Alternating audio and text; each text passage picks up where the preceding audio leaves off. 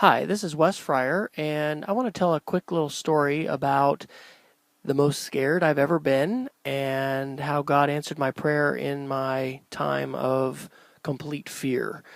I was in undergraduate pilot training for the Air Force in 1993, and I was probably about 40 hours or 35 hours, something like that, into the program, which meant I'd flown that much in the jet. And after you solo in the pattern, which is just around the airstrip, you're able to take your jet out to what's called the area, and that's where you can perform acrobatic maneuvers. And there are a number of approved acrobatic maneuvers that you can do, things like aileron rolls, cloverleaf, split S, Cuban eights, just different acrobatic maneuvers, which are pretty cool to do. Not all of the maneuvers are allowed for when you're solo, but there's a number of them that you can do. And what you do is climb up to 10,000 feet, and this was in Lubbock, Texas, which is about 3,000 feet over sea level. So you're about 7,000 feet over the ground. And you can go up to 25,000 feet, and you've got to be inside that area when you do your acrobatic maneuvers. Well, anyway, I flew my aircraft out to my area and was, very excited to have this first opportunity to perform acro by myself.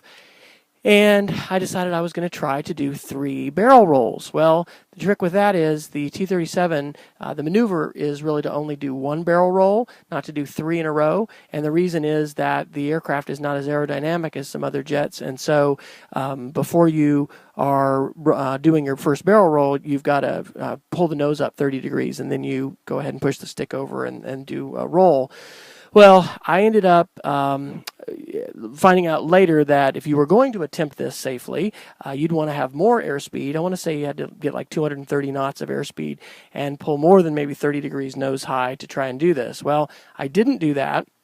What I ended up doing was, after about, I think, the second into the third roll, I ended up in a nose-low inverted dive heading towards the ground. And I really should have just been situationally aware and righted my wings and just rolled wings level and then pulled up and recovered the aircraft. But I didn't do that, and what I ended up doing was pulling back on the stick, and as you pull more G-forces in an aircraft, your vision starts to tunnel, and you start to, if things go bad, actually lose vision because you can completely gray out, and then if you completely black out, you lose consciousness, and if you're by yourself, you die.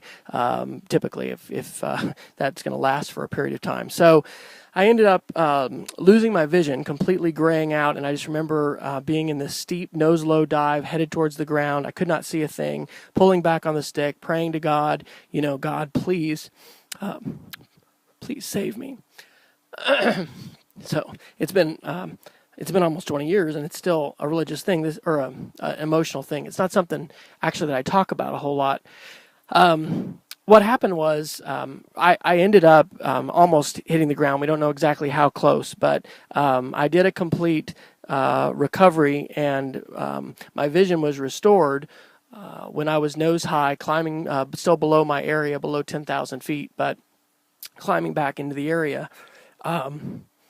It was a complete and total answer to prayer that I didn't become a smoking hole in the plains of West Texas, in my jet, being kind of an idiot the first time that I was soloing the aircraft. So I ended up putting more power into my jet, going back up into the area.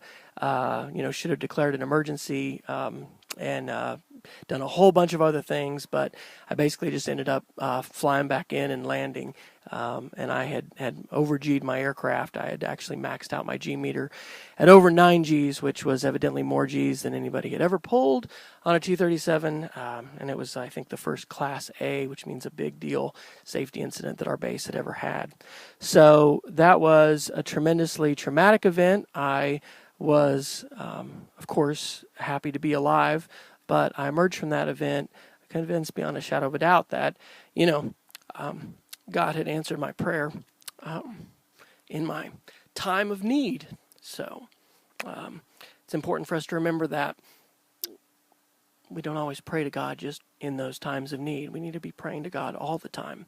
But when we're in those times of need, God answers our prayers, and sometimes those are some of the prayers we remember the most.